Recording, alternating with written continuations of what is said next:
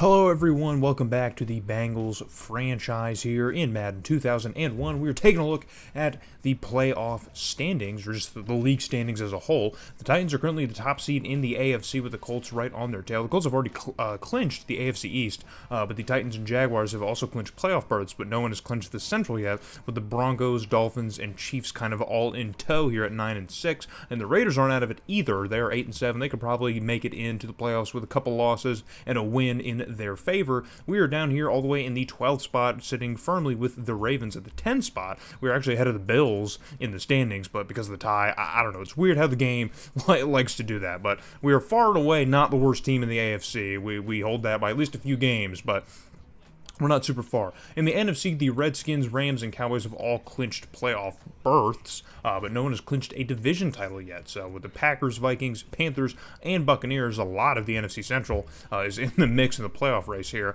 but it kind of falls off kind of immediately after that. It's a similar picture to the AFC picture, how you have a lot of 9-6 and maybe one or two 8-7 teams, and everyone else seems to fall off. But yeah, their caboose is a lot better than ours is. We have some really bad teams in the AFC. So here is the divisional standings. The Titans and Jags are, of course, fighting for the Central still in the last week of the season. And then the Steelers, Ravens, and us are all kind of firmly here in this kind of just below 500 area, just kind of bad. And then the Browns were very bad this year. I think their injury to Tim Couch really kind of derailed their season, much like our injury to Achilles Smith derailed ours. So it's kind of a lost season, all intents and purposes here. We are going into the last game of the season. Hopefully we can finish off 7-8-1. That'd be cool, but it is against the Steelers in Pittsburgh, and we, for some reason, cannot beat them. Look at this lineup, bro. We are so much better than they are, but yet we cannot seem to beat them. I couldn't tell you the last time we beat the Steelers. It might have been all the way back in year 2, but we have not beat the Steelers, and it must have been a sim game, because in the gameplay that we've watched playing the Steelers, we have not beaten them in at least 2 seasons, I promise you. So it's a decent Steelers team, as I said the last time, but I mean it's still, they're still not good. They're not like a great team. So we're not very good either. Our season has really kind of went up in smoke because of a few pretty key injuries to some pretty key positions. We lost our second best defensive tackle for a majority of the season. Achilles Smith, of course, our quarterback, went down for the entire season. And Chris Waller, one of our better young studs on this team, one of our better young prospects, has also missed another full season of ball here. So really kind of a tough rub of things here in year 4. We're getting further and further from our expectations and our goals here of not just playing playoff football, but getting back to the Super Bowl. We're not even going to make it to the playoffs this year. Things are pretty much done, so this is the last game of the season, so let us enjoy it. But the Steelers are already cooking things up on offense with a first down to that tight end who I cannot stand, Brenner. He just always catches everything. No one can cover him, apparently. Cordell Stewart with a clean pocket, steps up in it and uncorks one, I think to Edwards, who hauls that one in and has a brand new set of downs for the Steelers offense as they are moving relatively easily. So 1st and 10 here late in this first quarter. Cordell Stewart has pressure off the edges, but he gets rid of it to Edwards again on the very next play, and it is a touchdown for the Steelers. So they take the entire quarter to do it, but they finally do get into the end zone. And so that'll do things for the first frame of play here. And now in the second quarter, the Steelers are cooking once again in Cincinnati territory. And that is a dangerous throw by Cordell Stewart. Ross almost had a hand on it, but Edwards was managed to haul that one in and give another first down to the Steelers. So, on 1st and 10 in I formation, they're going to still go through the air. Stewart flips this one out to Edwards again, who is standing all alone, and he hauls that one in for another first down. We had 2 Bengals in the vicinity, and neither were playing a tight enough zone to close off that route. So, just poor defense. Just poor defense all around, as the Steelers once again can just rely on 1 or 2 receiving threats, and they can just move the ball pretty efficiently with little to no resistance. So it's pathetic. Honestly, it's pathetic. 1st and 10 now inside the red zone, and we get some good penetration off the edge, and on top of that, the Steelers could not contain us, man. We were coming in so fast, they had no choice but to hold on to our jersey, so that's going to be a holding call on the Steelers. They're going to move a little bit further back to about the 25, so they're going to hand off to Jerome Bettis again, and he's going to get back a good chunk of what they just lost here. We'll get him close to about the original line of scrimmage. But still, it makes up a third and very, very long. So Cortosort stands firmly in the pocket by himself, and he gets it off to, I think that's Plexico Burris, who drops that ball on the ground in the end zone. I don't even know how that worked. Somehow that was not a touchdown. I mean, it definitely wasn't a catch. I mean, he barely even had possession of it, but this is Madden 01, so we will absolutely firmly take that. And so that is a fumble heading the other way. We get a nice completion to get into Steeler territory. Joe Hamilton had about 3 years and 6 months to make a decision on an open receiver, and he finds one in double coverage, but he does haul it in. And we got a boy out here wearing sleeves. Joe Hamilton's wearing sleeves. What's up with this team wearing sleeves?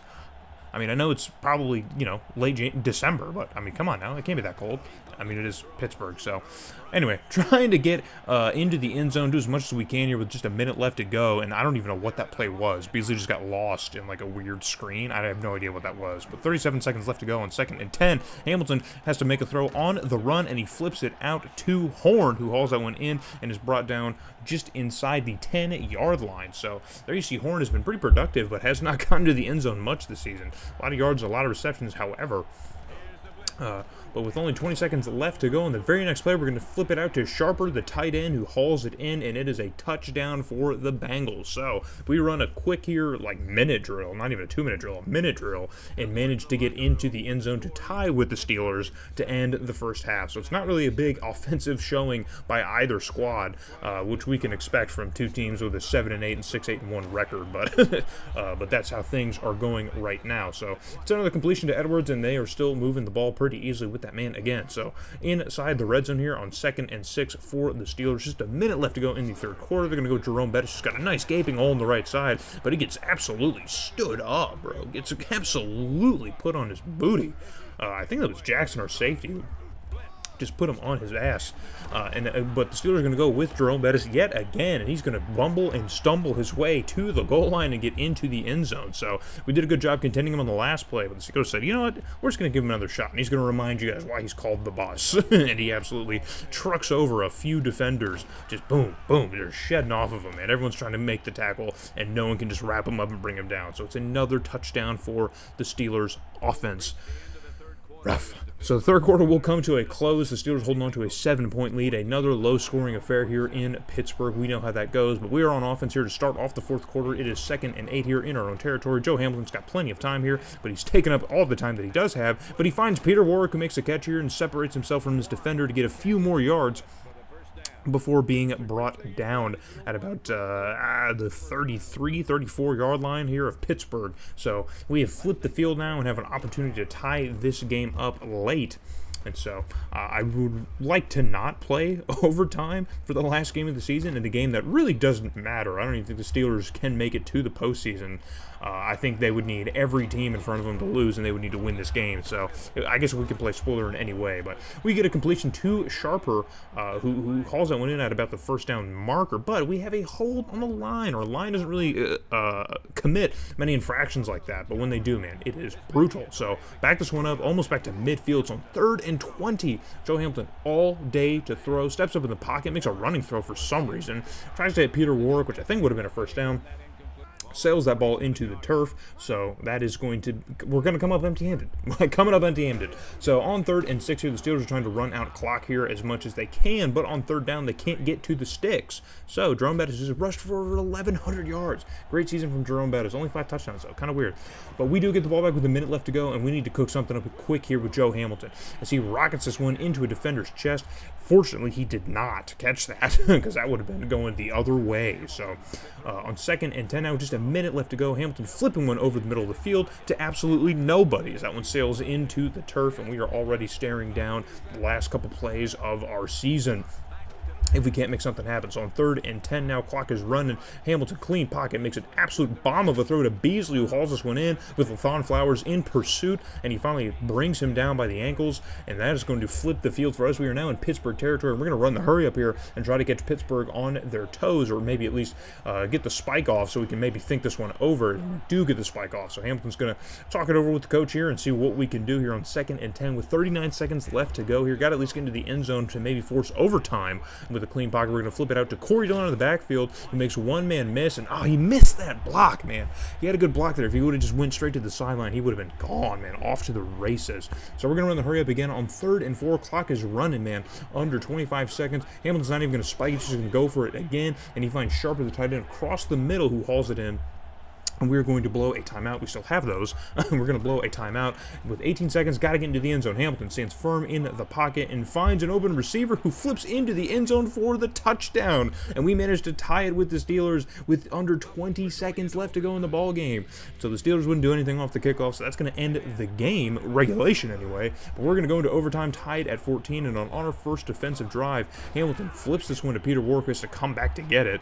Kind of just a gross play. I don't know what that was. Peter Warwick not really doing much for us in this game here. So on 2nd and 5, setting up here, Joe Hamilton under center. Going to take this one under center. So he's going to go with a handoff, and the Steelers are all over that play, dude. All over it. And Sharper even had to grab a hold of somebody just to try and stop him. But 3 Steelers broke through the line. I don't even know how that managed to happen. I need a replay on that, dude. Like, how did so many of them break our line? We have a pretty decent line. How did that even happen?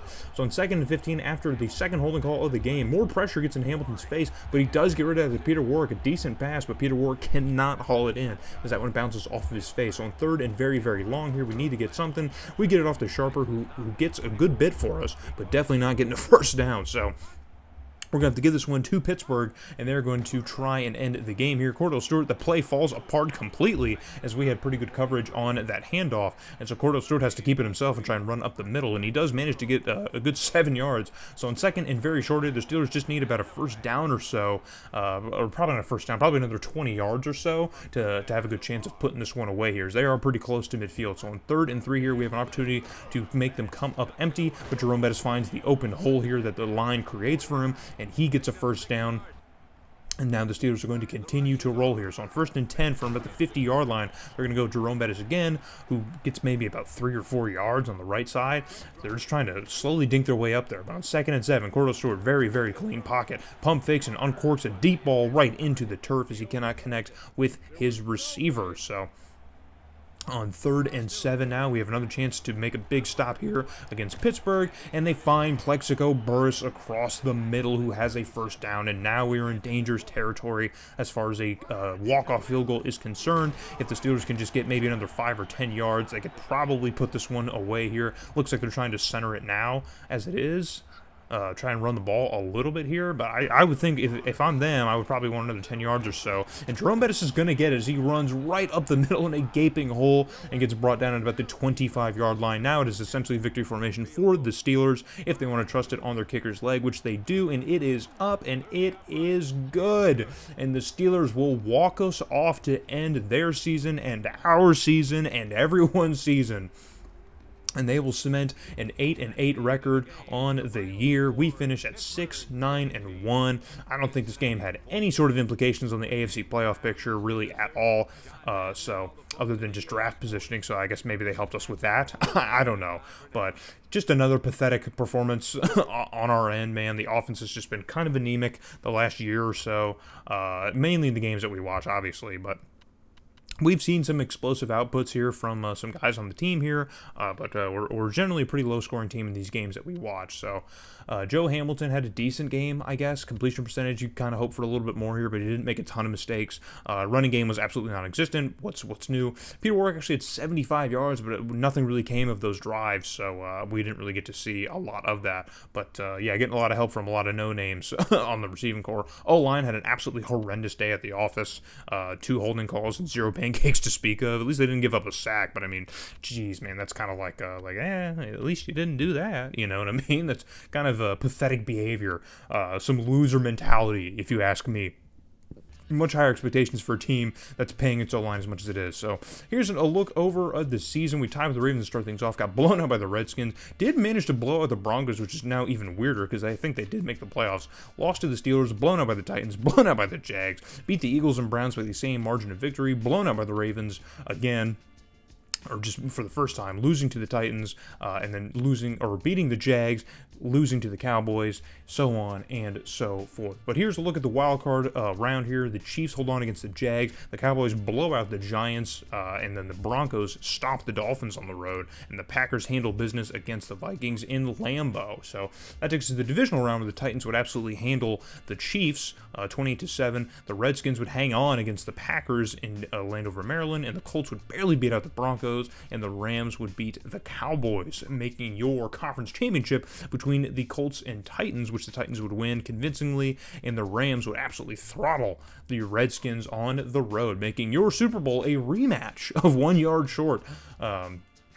But this time, as we simulate the game, there you see the results. The Titans managed to win. So the Titans grabbed their first Super Bowl in franchise history and by managing to win, Super Bowl 37, 38?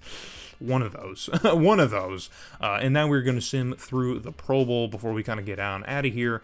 But that is essentially going to do things for year number 4 in the next video. It's, of course, going to be an off-season video. We're going to try and reload the team, I guess. Injuries is really the only thing that kind of derailed our season. That was kind of it. There wasn't much else I could do to really fix that. Maybe if I was watching a little bit closer week by week, I maybe could have signed someone at a free agency, but I really don't think that was a realistic thing for us. So hope to see you guys in the next episode. We covered the season a lot more in depth, so hope to see you guys there.